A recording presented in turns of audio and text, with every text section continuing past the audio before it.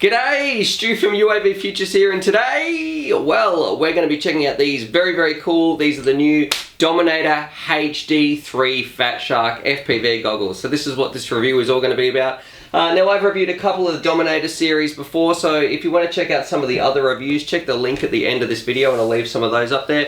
But this is all going to be about the new HD3s. We're going to stick them on the bench, see what they come with, and then pretty much I'll talk about how I feel with them. I think I'll get some other pilots to try them on and give you their impressions, and we'll talk about really should you buy them and what sort of goggle they are, because they're a lot of money, so there's probably a lot of things to take into account. Anyway, let's get started. Alrighty, so here they are on the bench. They come in a little carry case, which is handy, and we'll quickly have a look at some of the extras you're going to get. So you're going to get like a little cleaning cloth. You're going to get some, I guess, fairly boring cables, so we'll get these out of the way straight away. So you're going to get your AV cables that can either put a signal in if you're using a ground station, or it can also put an output using these. And then you've got some HDMI adaptions as well if you want to use these for some HDMI purposes. Right, but let's look at the good stuff. So we're going to be looking at the goggle itself and also the battery. Now you do get one of these. This is a 1800 milliamp hour 2S battery, and I've spoken about these in both of my reviews of the other Dominator series, which you can catch at the end of this video. But pretty much what I sort of think is it's a fairly average stock standard battery. It is cool how you can check what sort of power level you have, but other than that, I really think that these things aren't the best. You can do a little bit better, and some people are building bigger ones and things like that. So probably expect about maybe two or 3 hours depending on what sort of receiver module you're using when you're using one of these. Rightio, but let's talk about the main exciting thing. Let's have a bit of an overview of the goggles themselves. Alrighty, so here's the actual unit. You can see it's the HD3s because that's what we've got written just here. And on first impressions, I've got to say they're pretty much sticking with the same sort of style that's become sort of synonymous with Fatshark. Same sort of flat faceplate design and all that sort of jazz. And I feel like when I'm wearing these, I can't actually really tell the difference between some of the goggles. So let's have a little bit of a quick look over here. So what we have on this side, you've got your little receiver module bay. And this is actually one of the best things about the Dominator series goggles in all of them actually. So you've got your receiver module bay. Here you've got some controls to adjust your brightness and all those sorts of bits and your contrast and those things on your goggles. Here's for selecting channels. Now this only works for some people depending on what receiver module they put in, but if you use a Fatshark one, you'll be able to use this. You've got your volume if you're going to be listening to something. Here's where you start your recording or playback of your analog just here. This button's for your head tracker, but I don't know anybody who uses sort of the head tracker module that you can put in these. Over here on this side, you've got a little fan button, so if your goggles are getting a little bit fuzzy, you can plug in the balance lead from your battery and then get your fan spinning up, so they'll sort of defog your goggles. And just here, inside here, this part is where you put your head tracker module, so that goes just here. This little hole on the side right here, that's where you would plug in these AV cables if you want to send your video out to somewhere else, or if you wanted to use a ground station and get your signal in. And then also finally right here we've just got our little barrel power plug, which is fine. Now underneath it does feel like you have a little bit more adjustment on the bottom when it comes to these IPD little things. I keep calling them PIDs, but these little image sort of adjustment parts, so that you can make them suit your eyes. Right here's a little switch to turn your receiver module on and off. Little space for your headphone jack. Once again, here's your head tracking, but I don't know too much about that. And then you've got your HDMI over this side, and we'll talk about the HDMI in a little bit as well. Now flipping it, I guess, to the front side, this is where things, I guess, are important and do make a difference. Now they do say that they've got a bit of a different foam sort of profile or something like that, but to be honest, I didn't notice too much of a difference. They felt like all the other Fatshark goggles. In the middle, you've got your SD card, so that's for recording the DVR of your flights, but it is worth noting it will not record your HDMI input. So this is only for the standard definition analog video that you get through these goggles. And then we've got these two little bad boys right here. Now these are these are your FPV screens, and this is probably what the biggest feature that this one has going for it. It actually changes the aspect ratio depending on what your video input is. So they are 800 by 600. That's the resolution inside these little screens. And I guess the most impressive thing is if you are flying your sort of standard image, your standard analog image from your FPV racing drone on your 5.8 gigahertz or whatever you're using, you're going to get a 4:3 ratio, which seems to be the most most common aspect ratio of most pilots out there. Most people prefer that.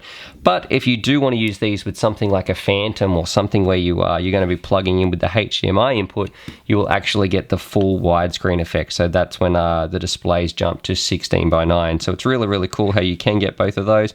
But what is very interesting, I wish that you actually had the choice no matter, so you could actually just natively select if you want the HDMI to display in 4:3 or 16:9, or if you wanted your FPV feed, maybe for some reason you prefer 16:9 in your FPV feed, I really wish you could change that option. But as it is, they're pretty much stuck, so HDMI is going to be your 16:9 and your analog video is going to be your 4:3. Alrighty, so you notice I've got the three goggles right here. So we've got the V3s, the HD2s and the HD3s. Now I do think their naming system's a little bit silly because it can be a little bit hard to keep track of.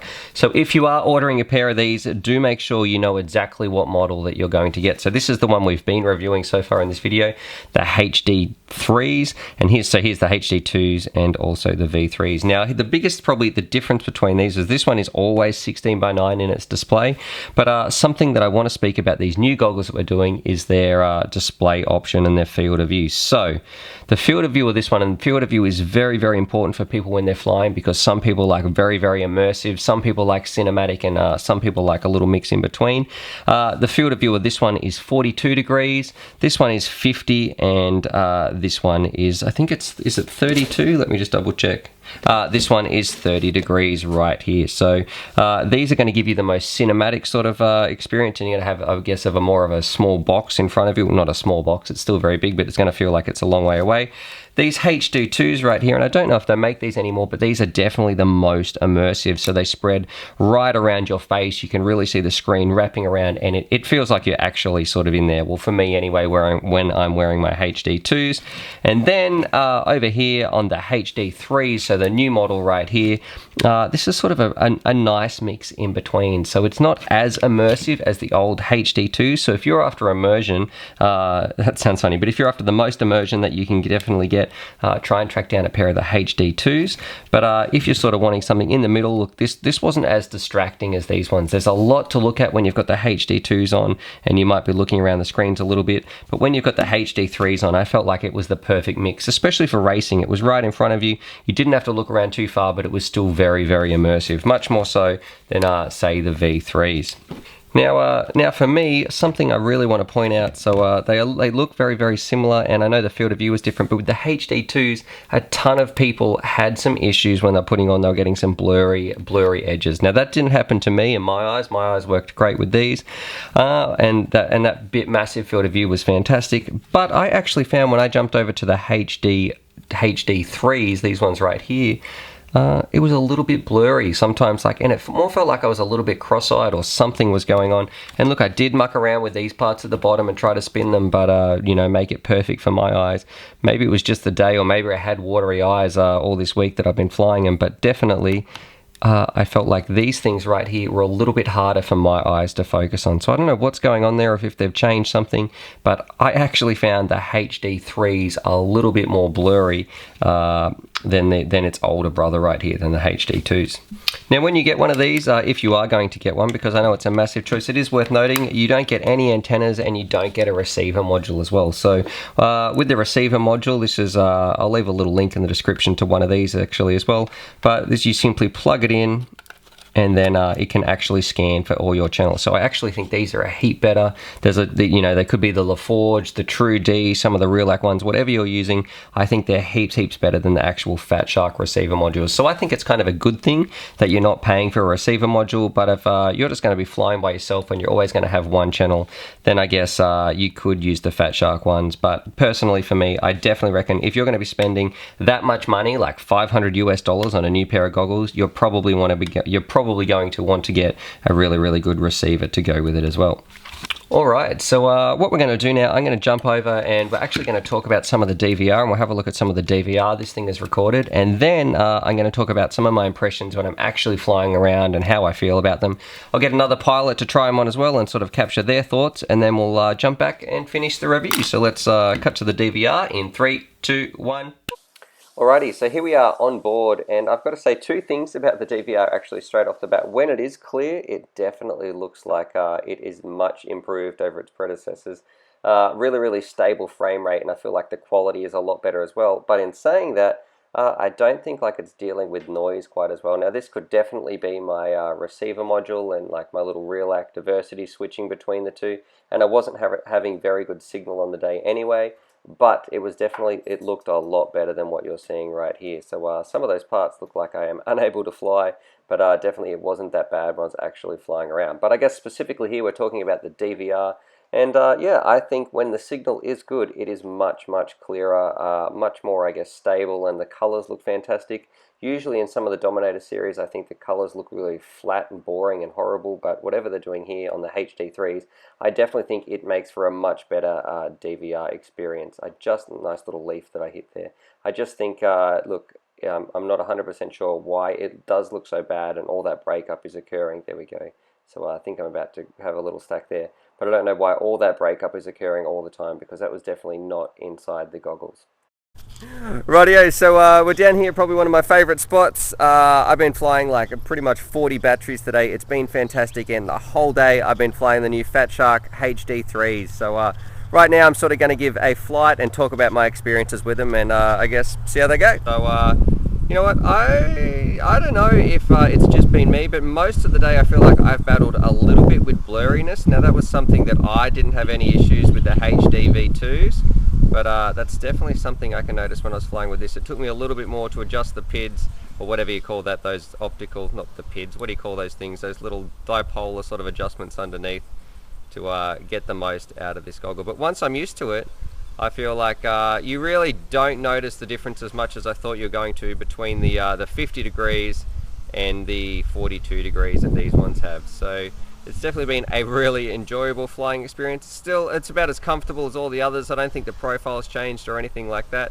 And I don't know if it's just me or if the reception, one thing I did notice maybe today when I was flying my Helix round, and look, I did crash it an awful lot, was that maybe I wasn't getting as clear a video, but that could just be the day, or I'm not 100% sure what that is. I really do like the fact that I think 42 degrees might be perfect actually, because look, they're not as big as the other ones, and they are not as immersive. They do feel like they are a little bit further away than, say, the Dominator HD2s.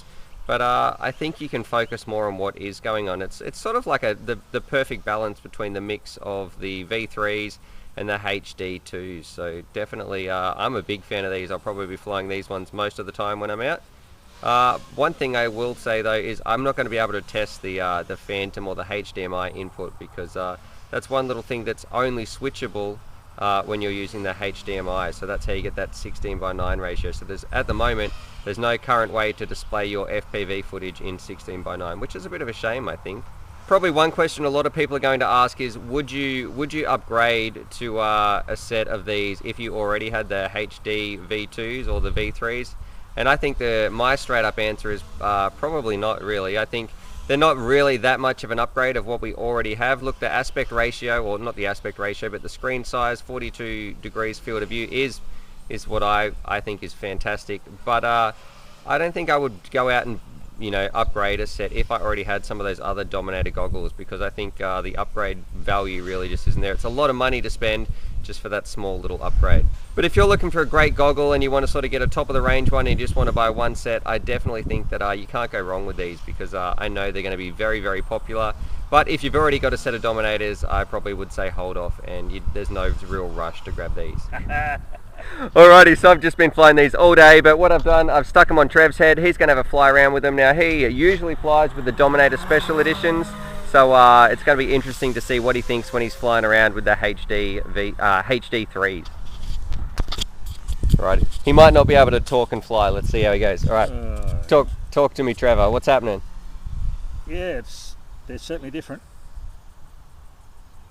What's like the biggest, we need something more than that. What do you notice? Do you notice anything in terms of like the field of view that you have? Do they seem larger, smaller than you? It does seem a bit larger.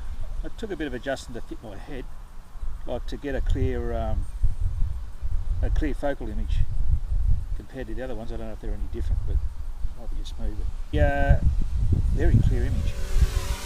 Do you reckon you can notice the I guess the extra pixels or anything like that, the better optics in these ones? Yeah, for sure. Whoops. You almost crashed just then. Almost put my helix in a puddle.